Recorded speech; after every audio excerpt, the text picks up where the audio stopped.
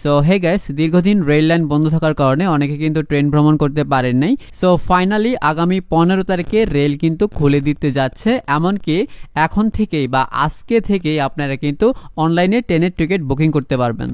So কিভাবে আপনারা নতুন নিয়মে ট্রেনের টিকিট বুকিং করবেন আসুন আমরা জেনে নেই। সো গাইস, ভিডিওটি শুরু করার আগে অবশ্যই ভিডিওতে একটা লাইক করে দেবেন আর কমেন্ট করতে ভুলবেন না। এর জন্য প্রথমত চলে যাবেন ক্রোম ব্রাউজারে বা যে কোনো একটা ব্রাউজারে গিয়ে আপনারা সার্চ করবেন রেল সেবা। তো রেল সেবা লিখে সার্চ করলে আপনার সামনে এরকম একটা ওয়েবসাইট চলে আসবে, দেন এখানে ক্লিক করবেন, তারপর এখান থেকে এগ্রি করে দেবেন। সো এবার আপনার সামনে এরকম একটা ইন্টারফেস চলে আসবে, দেন এখান থেকে আপনারা সিলেক্ট স্টেশনে ক্লিক করবেন। এবার আপনি কোন লোকেশন থেকে ট্রেনে উঠবেন সেই লোকেশনটা আপনাকে সিলেক্ট করতে হবে। এক্সাম্পল ঢাকা। সো এখানে আমরা ঢাকা সিলেক্ট করে দিলাম। দেন আপনি ঢাকা থেকে কোথায় যাবেন, দেন আপনাকে ওই লোকেশনটা সিলেক্ট করতে হবে। তারপর এখান থেকে সিলেকশন স্টেশনে ক্লিক করে ধরুন যে চট্টগ্রাম। সো এখান থেকে আমরা চট্টগ্রাম অথবা আমরা সিলেটও দিতে পারি। তো দেখতে পাচ্ছেন আমরা যেটা এখানে সার্চ করব সেটা যদি অ্যাভেলেবল থাকে তাহলে আপনি সেটাকে সিলেক্ট করতে পারেন।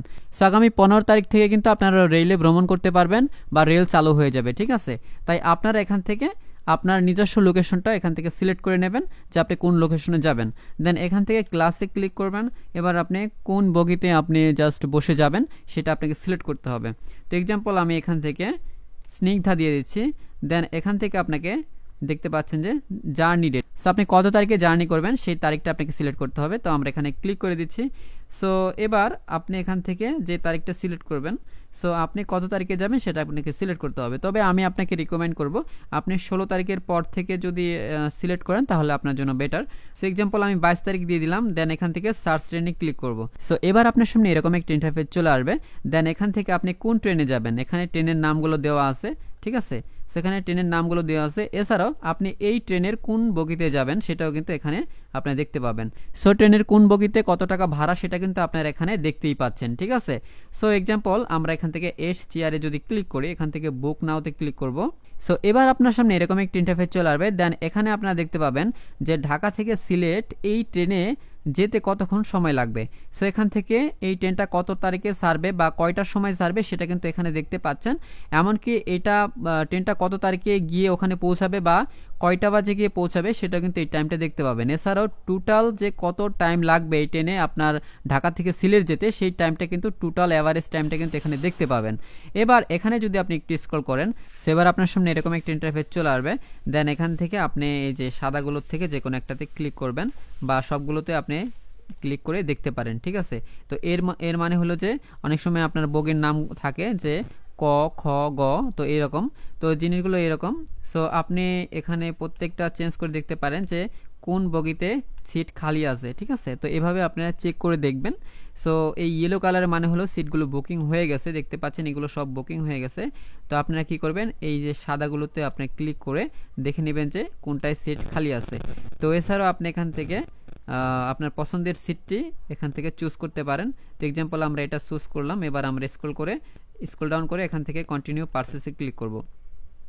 এবার আপনার ফোনে একটি ওটিপি চলে যাবে বা আপনি যে নাম্বার দিয়ে এখানে রেজিস্ট্রেশন করেছেন সেই নাম্বারে একটা ওটিপি চলে যাবে। সেই ওটিপিটা জাস্ট এখানে আপনাকে বসাতে হবে, বসিয়ে এখানে জাস্ট আপনাকে ভেরিফাইতে ক্লিক করতে হবে। সো কিভাবে রেল সেবা ওয়েবসাইটে এসে আপনি রেজিস্ট্রেশন করবেন আপনার নাম্বার দিয়ে সেটা কিন্তু অবশ্যই আমাদের চ্যানেলে একটা ভিডিও রয়েছে, সেই ভিডিওটা অবশ্যই দেখে নেবেন। সেই ভিডিওর লিঙ্ক আমরা এই ভিডিওর কমেন্ট বক্সে দিয়ে দিব। সো এবার এখানে যার নামে রেজিস্ট্রেশন করা হয়েছে সেই নামটা দেখাবে। দেন এখান থেকে সে অ্যাডাল্ট না চাইল্ড সেটা আপনাকে সিলেক্ট করতে হবে। যদি সে 18 বছরের উপরে হয় তাহলে অবশ্যই এখানে অ্যাডাল্ট দিতে হবে, অ্যান্ড 18 বছরের নিচে হলে আপনাকে এখান থেকে চাইল্ড সিলেক্ট করতে হবে। সো দেন এখান থেকে প্রসেসে ক্লিক করতে হবে। প্রসেসে ক্লিক করলে আপনি একটু স্ক্রল করে আপনি কিন্তু এখানে সমস্ত ডিটেলস দেখতে পাবেন।